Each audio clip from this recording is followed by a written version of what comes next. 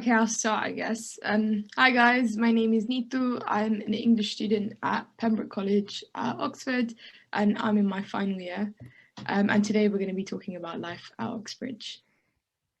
Hi everyone, I'm Gregorian, and I'm a fourth year engineer, and yeah, we'll give you a little kind of overview of what life at both universities are like, because it's very different to most universities around the country. Um, so to start off with, we'll talk about a few things that are kind of similar to both universities. So um, when you apply, I know there might be a few year 13s here, but for those of you who don't know, when you apply to the actual college rather than the university as a whole. So you'll specify which college you want to apply to on your UCAS application. Um, and I think there's a lot of kind of misunderstanding about what colleges actually are. So they're not, they're kind of like separate from all your academic stuff in general. Um, it's just basically where you live. There's got their own dining hall and libraries and things like that.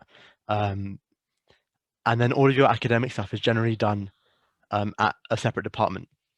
Um, and in both places, you'll get accommodation for all 8 weeks of term for at least 2 years. Um, and I think some colleges in Cambridge will give you for your whole undergraduate course. I'm not sure if there's a similar kind of situation at Oxford. Um, and you'll be charged rent for just the weeks that you're living in, rather than having to get like a full year or a 39-week contract, which you have to kind of do at most other universities. Um, and then when you apply, you will you won't kind of you'll get you get interviewed by someone at the college, so an academic studying the subject or researching the subject that you want to study. Um, and and then at Oxford, they also generally get you to get interviewed by academics at different colleges as well, and that kind of helps to make sure your application's a lot more fair and stuff like that. Um, and that usually takes anywhere between like 1 or 2 days, generally, maybe a bit longer at Oxford, just because they get you to do more interviews. Um, And then the main bit of academia that's organized by your college are tutorials or supervisions. So those like kind of famous Oxbridge kind of experience things where you have one academic and you're in like a room with just one or two other students, and you kind of get to ask questions or kind of clear up any kind of misconceptions that you've got about something that you've been studying, or maybe do some preparation for a lecture or go through some assignments that you've been set. And they're a really helpful way of um, learning about learning about your subject properly. And it's really hard to learn in a lecture where you've got maybe 100, 200 students in one room, because you can't ask questions and things like that as easily. So supervisions are a really great way to ask kind of questions that you might be embarrassed to ask in front of like so many other people, um, and and then maybe kind of realize also some stuff that you didn't even realize you didn't know. So because they'll be able to ask you questions directly as well, rather than kind of one lecturer asking something to an entire lecture hall full of students and no one kind of wanting to answer in case they get it wrong or stuff like that. Like it's a really great way to kind of uh, clear up any kind of muddy areas within your subject. Um, so each university will have their own career service, and lots of kind of departments will have their own career service as well. So you can get like really specialist advice for whichever subject, whichever fields you want to go into.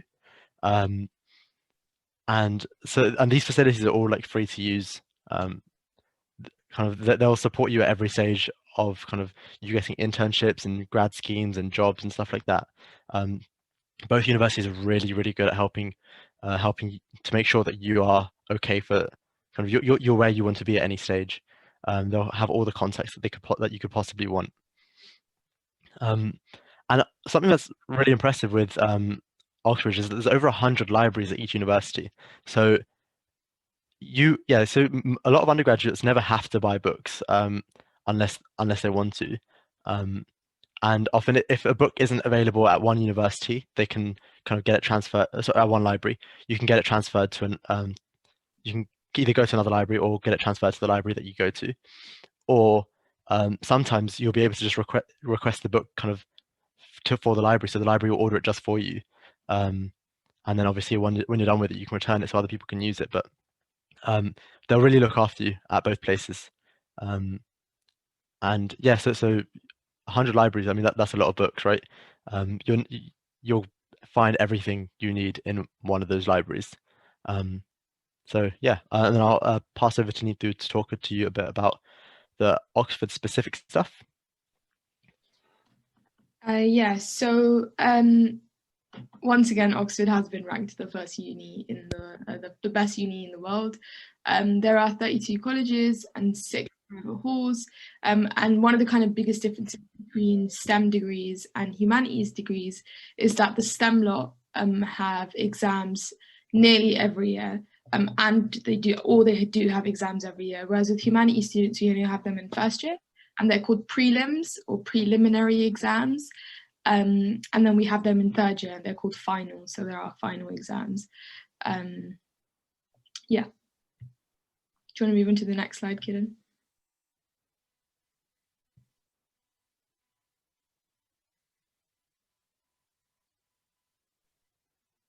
Yeah, I think one of my biggest concerns when I was first applying to Oxford was financial aid and bursaries, and one of the kind of most renowned scholarships at Oxford is the Crank Start one. So it's basically for people from low socioeconomic households. There's a bursary, so it's not a loan like maintenance loan or student loan, it's a bursary, so they just give you free money basically to help support you during term, especially as talked about earlier, we have an 8-week term, so every 8 weeks we're here, then for the rest of the following 6 months of the year we're usually at home. But if we do want to stay on during the holidays, or if you want to stay on for an extra couple of weeks at the beginning or end of term, these kind of bursaries are really, really useful. So yeah, there's the Crank Start bursary, but if your family income is higher than that number that you can see on the screen, then there is the Oxford bursary, and the Oxford bursary basically ranges, but most students will be eligible to some number of money. So yeah, it definitely is. Oxford is, I know a lot of students might worry, Oxford is a place that is meant for a very specific type of student, but actually these kind of bursaries and this kind of financial support means that it makes our lives really, really easy when we do join.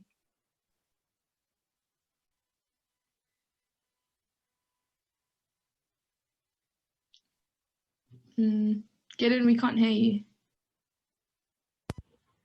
Can you hear me now? Yeah. Okay, yeah, so same kind of information for Cambridge. It's also very good uni. It's not got as many colleges. So it's got 31 colleges, and of which 25 of them will admit undergraduates under 21.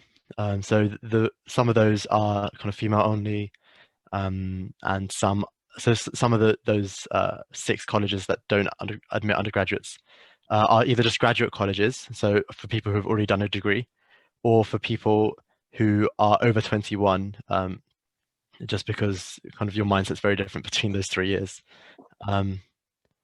And so everyone's kind of got assessments every year. Some kind of count towards their final degree, some don't. So yeah, essentially like some are like kind of mocks, I guess, or like end of year exams just to kind of track your progress. But some courses have exams or assessments that count every year. And I think there is kind of a STEM versus humanities kind of split there again. But yeah, I mean the kind of academic kind of process is essentially very similar to Oxford. And then bursaries again, we've got yeah, as Neetu said, like there's kind of a lot of kind of fear and stigma surrounding Oxbridge, thinking kind of, oh, it's a really like elite place. You have to be a certain type of person to kind of be able to go there. Uni fees are the same for whichever uni you are in the country, firstly. And secondly, I think it's helpful that kind of Oxford and Cambridge have so much money because they can give people help for like if they need it, and they are kind of, from what I've seen, and it may vary from place to, like from college to college even, but I think they can be quite helpful, and they are willing to help people because they don't want people to have to struggle with kind of paying fees and stuff when, I mean, you're there for the education, not to kind of get loads of stress. So yeah, I mean, they'll look after you as much as they can. So don't ever let this be kind of something that puts you off applying to any university. Okay, so we'll talk to you a bit about kind of the societies that are available to you. So one thing about Oxford and Cambridge is it's full of these really ambitious students who have so many interests. And like, for example, this Access Conference that you guys are a part of today, this has been done through students' work and through the hard work of our presidents and, you know, the committee. So people here are very proactive and we do things that we enjoy.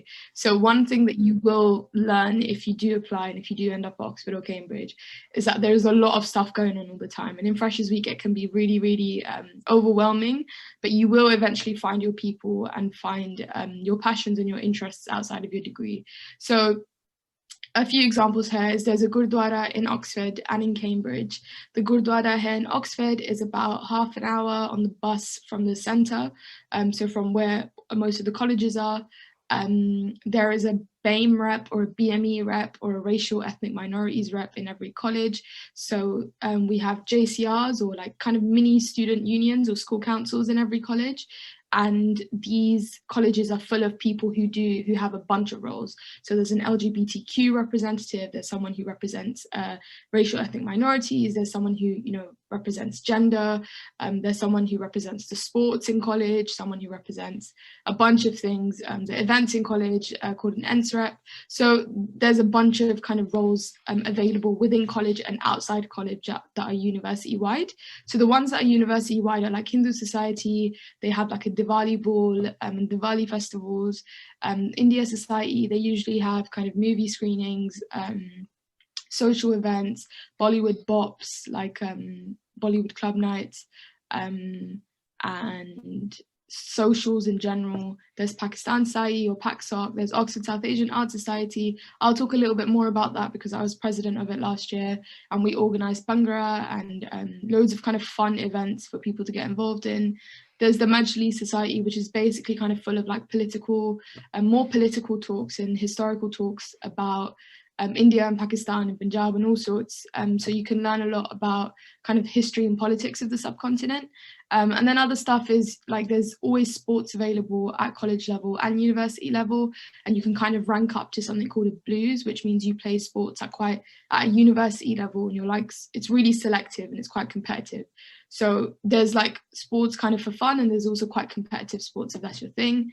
There's drama stuff. I was a part of a production back in first year. There's obviously music societies and a bunch of subject-specific societies. So there's usually a society for nearly every subject. If you want to do more outside of your degree and, you know, in a less formal setting. And there's the Oxford and Cambridge Union. They're quite controversial, but they do have talks on a range of things. And I think they can be good fun to some extent.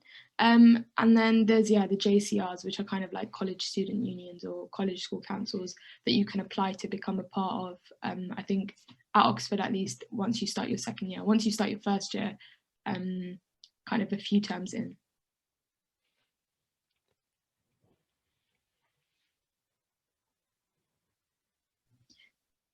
Okay, cool. So these are a few pictures of my life at Oxford. I thought I'd quickly go through a few.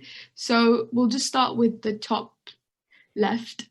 So that's the Seek Access Conference that we had last year, which was obviously in person. And this is full of students who are from Oxford and Cambridge. And some of us are here online today, so maybe you can recognize a few of us. The picture next to it is the Bhangra team that we started at Oxford. We performed at Diwali Ball and we had some teachers come in and teach weekly Bhangra classes, and it was really, really fun. And as you can see, not everyone there is Punjabi or South Asian. We had people from all sorts of backgrounds who really wanted to learn about the culture. The one on the right is just me at Diwali Ball. So obviously we celebrate Bandi Chhod Divas. So we didn't necessarily have a bigger event at that time Four Bandi Chhod Divas. So Diwali was good fun. There was like Bollywood music and Punjabi music and good food, like really, really good desi food, which was great. And obviously it's always a chance to dress up, which can be fun sometimes. The picture here of me covered in like shaving foam with a party hat and apple juice is at the end of first year. So at the end of your first year at Oxford, a lot of people do this thing called trashing.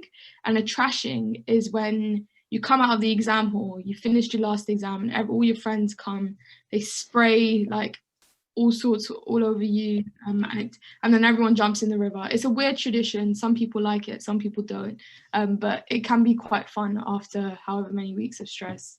The one in the middle is me at an academic talk. So the lady in the blonde hair, the blonde bob, is a world famous lecturer here at Oxford University in the English department. So we had a talk on a specific type of literature that was really, really fun and interesting. So the reason why I put that picture is just to let you guys know that there's always a lot of academic stuff going on as well as your degree. There's always talks in your department or your faculty and all sorts. There's a picture of me with a bunch of people at a formal dinner. So we're all like, as you can see, we're all dressed up and everyone's drinking fancy drinks. And this was for a subject dinner. So I'm not sure if it's at Cambridge as well, Kiran, but at Oxford, we do have subject dinners. So everyone who's on your course, you'll sit down and have a formal dinner in your college and just kind of get to know each other and your tutors. And then the last picture is just me at the Oxford Union. I'm talking to Lord Alan Sugar. He's from Hackney, and I'm also from Hackney in East London. So I got really excited when I found out he was coming. So that's me asking him a question. Yeah, again, if you have any questions about social life and all the academic parts, Roma's already put it in the chat, but make sure to ask at the end. There's a Q&A that will be coming up. So just send through your questions and we'll definitely answer them. Okay, get in whenever you're ready. Okay, so I will be talking about kind of a similar kind of idea. So just kind of talking about some of just some interesting kind of parts of the last kind of few years for me. Things that kind of highlight kind of what I've been kind of getting up to at uni. So yeah, I mean, Sikh society is a big part of my life at uni as well. So the top left picture was a conference we held for 550 years of Gurpurab last year. Maybe our biggest event that we've run at Cambridge. And yeah, so that was really nice, kind of getting lots of kind of family and friends from even outside of uni to come and listen to kind of to learn about Guru Nanak Dev Ji and kind of Sikhi since 1469 and things like that. So Neetu mentioned kind of JCRs, there's like college, like school council kind of things. And so they'll throw like events and stuff, which is kind of the second picture. And yeah, I mean, they're lots of fun. It's just another kind of way to get involved with kind of university life and college life, which is really fun. The top right picture is go-karting, and so the engineering society just organized like a starter term go-karting, and you kind of get lots of great opportunities like that. And they'll usually come really cheap as well. I think that was like £12 for like a whole day of go-karting, which is like an incredible price if you're not aware. But yeah, so you can get loads of like really cheap opportunities and really fun opportunities to do stuff, meet new people. I don't think I knew anyone else who went that day, just because tickets were so kind of competitive. And like I had so much fun just because kind of it's obviously a really fun activity and kind of getting to know loads of new people. So then sports as well is a big one. So there's college sport if you want to kind of play casually and not competitively, or there's university sports. So me and Arjun, who's also on the call, play for the University American football team. And that's loads of fun. It's a really great way of getting out stress from a week's worth of lectures and homework and stuff like that. So yeah, I mean, definitely ways to get involved with university and college sport. And I think if it's your thing, then definitely worth trying. And you can get into like so many kind of niche, weird sports that you never would have thought that you'd get into otherwise. I'd never even picked up an American football before university, and then now like I play on the university team. So it's, yeah, you can kind of get into like really weird sports. Frisbee is kind of really popular at uni, and I didn't even know it was a thing before, really. Um, Quidditch is also a thing, like from Harry Potter. So you see people running around on brooms. It's all very odd. Um, so then, yeah, so again, linked with Sikh Society, the picture in the middle was from a Langar Seva that we ran a while ago. So we kind of just prepared like rice and dal and gave it out to like the homeless people around Cambridge, which was really kind of rewarding to do. And that was kind of like organized in part by the Gurdwara, which again, so we've got one Gurdwara in Cambridge. It's very small. It's about 40 minutes, half an hour, 40-minute walk from kind of center of town. So it's kind of out the way again, but it's a nice kind of place to go on Sunday and just kind of relax, kind of forget about kind of uni stresses and things like that, which is quite nice. Below the go-karting picture, we so the India Society did like Holi, so that was lots of fun to kind of go there, and then yeah, it's kind of a really weird experience because you're at like one of the kind of most English institutions in the country, if you know what I mean. Like it's got so much kind of English history and stuff behind it, and then everyone's kind of running around a field covered in paint, um, doing one of the most Indian celebrations around. Um, so Neetu also mentioned about subject dinners. So that's what I've got at the bottom left. My college, Trinity College, organize an engineers conference. So that's all of the engineers pretty much in Trinity, where you'll kind of go to a series of talks, and at the end you'll get to kind of go to a free formal dinner. So that's like a 3 or 4 course meal, um, and you kind of, yeah, you dress up, you wear your gowns for it, um, and it's all paid for, which is another great thing. Um, I think at uni, one of the things you realize is that free stuff is really, really kind of, well, as in it's so accessible to get loads of free stuff, and it's a lot of fun kind of going after it. And then the last picture, bottom right, is um, a project that we did in my engineering course, where you kind of build like this structure. You try and get it to be like a certain strength, and then after like a few weeks of building it, you'll give it to the lecturer and he'll break it in front of you, um, which is kind of oddly cathartic. But it's, yeah, again, it's a really cool experience, and I think you like every subject has like really cool stuff that they can do, stuff that whether it's reading, whether it's doing something.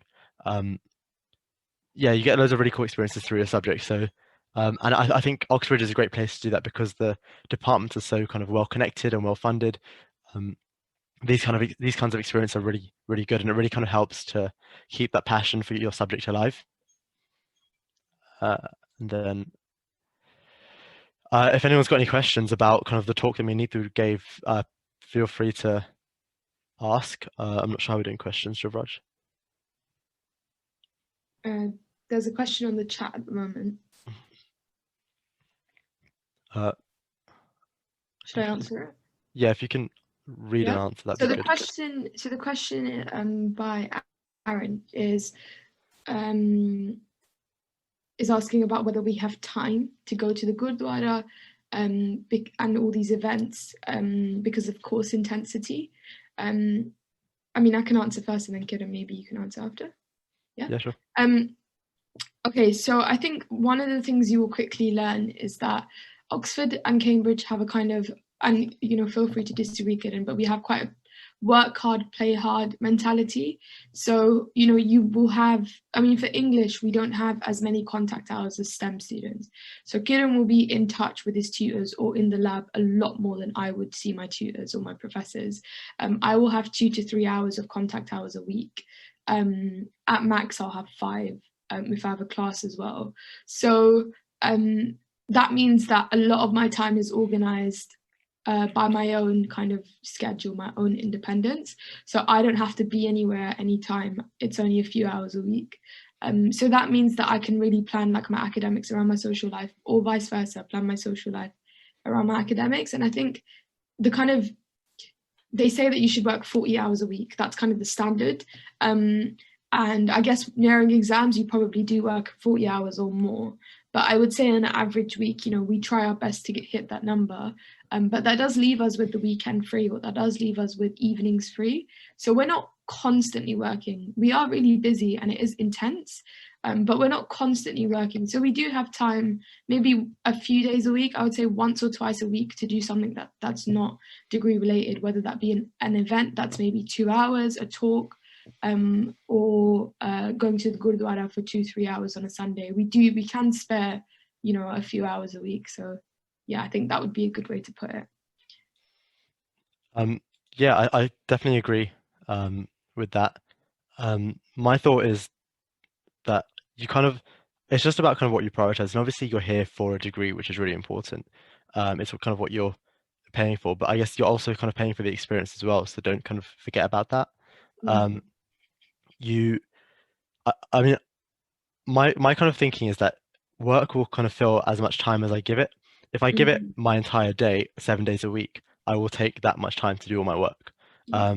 So I prioritize the things that I want to do, whether that's sports, whether that's going to the Gurdwara. I will make sure that I get those things done and in my schedule first, and then I kind of just fit work around free time that I've got. Other than that, like I have to kind of be sensible, of course. I can't like plan my entire day, or like plan every day just kind of seeing people and doing things. I do have to leave time for work, but I mean, you kind of get used to kind of how much time it takes you to do work pretty quickly. And you can juggle things around, and sometimes that means, yeah, you're you're doing a bit too much stuff other than work, and you have to kind of, well, at least for me, you have to lose a bit of sleep sometimes. But I mean, Yeah. I'm fully in control of the situation, and I enjoy kind of how I divide my time and stuff. So yeah, I mean, we've all kind of managed to give our day for this, because this is something that we all want to prioritize. So yeah, it's definitely you definitely get time to do things that you want to do. Yeah, you just have to kind of know what your priorities are, and I think that's the case for most unis. I mean, you're not supposed to get an easy ride at uni. Like GCSEs were harder than like Key Stage 3, A levels are harder than GCSE. It will step up. I don't think you kind of really get a break until you finish uni. So as long as you kind of know what you want to do, you'll be fine. Just to quickly add as well, like the thing with Oxford and Cambridge is that we have 8-week terms. So it feels a lot more intense than other universities, because so much is cramped up into one small space of time. So we do try our best to kind of have as much fun and do as much as we can, so that when we go home, we do rest, and we can relax to some extent. So yeah, like keeping that time frame in mind as well. There's a few more questions. Wow, there's quite a few now. Okay, so what's the diversity like at both institutions? Oh, okay. So I mean, they publish the numbers online, and I can't remember them. I think they're actually pretty representative of the country from last time I checked, but I mean, statistically, most of you would have come from like kind of very diverse or kind of very South Asian areas. So it'll feel kind of a lot whiter it um, than kind of what you're used to, and that might kind of be off-putting for some of you. But I mean, generally, you kind of learn who your circles are. So I mean, this year most of my friends have graduated, so I essentially just hang out with like the Sikh Sok lot for most of the time. So I essentially just hang around with the upper right? Just like kind of Sikhs. So it does it just feels like I'm kind of with family almost. Mm. And if your crowd is people who kind of like theatre people, then you're just kind of hang out with the theatre kind of group and stuff like that. I think you choose your crowd very quickly. It's not like school where you kind of see everyone all day. You kind of just tend to see like just the same kind of handful of people quite a lot, and then maybe a few others here and there. Like you don't interact with the full range of people at uni. Yeah. I mean, I'd agree with that. To be frank, to put it frankly, the diversity is bad, but it is reflective of the UK as a whole. But because we're from places like London, Birmingham, Wolverhampton, I don't know, Manchester, we are used to seeing a lot of diversity. The diversity is getting better. That's one thing to realise. It is getting a lot better. 30 years ago, there weren't many sardars walking on the campus. Now there are. So things are getting better, and you will find your people. My closest friends are South Asian in college. The people I spend most of my time with are South Asian, not because that's kind of deliberately happened, just because I've just ended up spending a lot of time with them because of my interests. Because I was president last year of the South Asian Art Society, obviously I was spending a lot of time with South Asian people. So yeah, it just kind of happens that way. You do end up spending time with people who are on your subject. So some people work, especially some of the STEM degrees, I think, people work together as a group a lot of the time, kind of do their problem sheets together, and they become really close.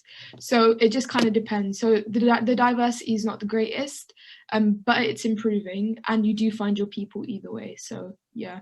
The other question is, how did you finalize your choice of degree and decide it was ultimately what you wanted to do? Should I go first? Yeah. To be honest, I kind of always knew I was going to do something physicsy or mathsy. I I don't know. I think kind of engineering was just kind of obvious for me. I know for some people it's a bit harder. Um, so I mean, so obviously if you've kind of got something you're leaning towards, once you start looking at universities, like kind of questions and misconceptions will hopefully get cleared up, and it'll be a bit more clear what you want to do, which is kind of the best case scenario. If on the other hand you don't really know what you want to do and you've got like a couple of really different options, like kind of ranging across the whole kind of spectrum of subjects, um, I would recommend you talk to kind of careers advisors or uni advisors or kind of any kind of roles you've got like in college, yeah, sixth form or college, and maybe kind of even your subject kind of teachers. So like, because I mean they would have all gone to university, they're studying subject, or they would have done subjects that you're interested in because they're teaching you now. So talk to kind of adults, right? Parents, family, and teachers at school. They're there to help you, especially the teachers, right? They're being paid to help you. So kind of use these resources that are available to you. Yeah, I completely agree with that. I think when like having discussions with my A-level teachers or my GCSE teachers was always helpful, because I knew not just, oh, am I good at the subject? But do I actually enjoy it? One of the biggest things I would encourage you all to ask yourself is, do I love this subject? Will I, in my free time, will I sit and read books about this, or will I watch a podcast, listen to a podcast about it, or will I watch a film about it or a documentary about it? Do I find myself talking about this subject with passion? If you do, then do it. If you don't, these degrees are very intense, and you will become bored if you don't enjoy it. So I would say that, just figure out, what is it that you genuinely like talking about and doing? What do you find yourself doing in your spare time? Does that relate to the degree that you want to apply for? And if you find that genuine passion, then go for it. That's kind of, I was really indecisive when I was applying to Oxford. I didn't really know which humanities I wanted to do, whether I wanted to do a joint honours, whether I wanted to do a single degree. And I think asking myself about what I really, really deeply enjoy, and also researching the course, researching what exactly you study and whether you will enjoy that, was what helped me decide. So I was going to do joint honours with Spanish because I did Spanish A-level, but then I saw that they do like medieval Spanish, which is not just hard, but quite boring from my perspective. So I thought, I don't want to do a joint honours because of that, because I did that research. So I would encourage you to also check the courses and the modules that you do. Next question. Sorry, I just want to add something to what you just said, because it just kind of reminded me. Talking about passion, yeah, like you have to have a lot of passion for the subject, because I mean, you're here for 3 years studying, and those 3 years are going to be very intense. So that they're really looking for people who are very passionate about this subject, and that needs to come across when you write a personal statement. And if they're not getting that kind of passion from you, then they'll be more reluctant to kind of give you that place. So make sure it's a subject that you really, really love, and you can see yourself doing it for at least 3 years, right? So. Okay, we've got about 4 more questions, so let's try and get through this quickly. What's the minimum A-level requirement for any course, e.g. engineering? Is it fixed or can it vary? So as far as I've seen, they're pretty fixed. Yeah, they tend to not kind of give kind of adjusted offers and things like that. From what I've seen, generally, so at Cambridge, STEM courses are A star, A star, A, and humanities and arts are A star AA, so one grade lower. At Oxford, I think humanities are AAA, and some STEM are A star, A star A, and some are A star AA. So it does depend.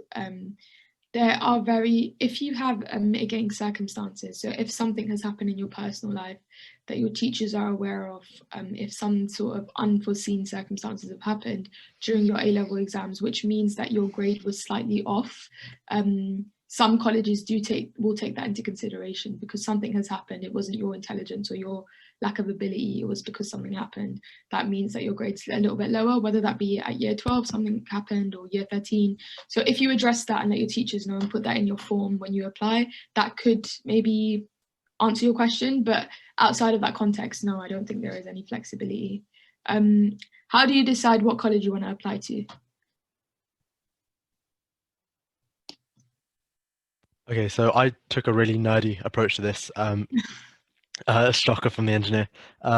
So when I came to the open day, I knew nothing about Oxbridge, about Cambridge. So I came, I was learning that colleges existed on the drive here.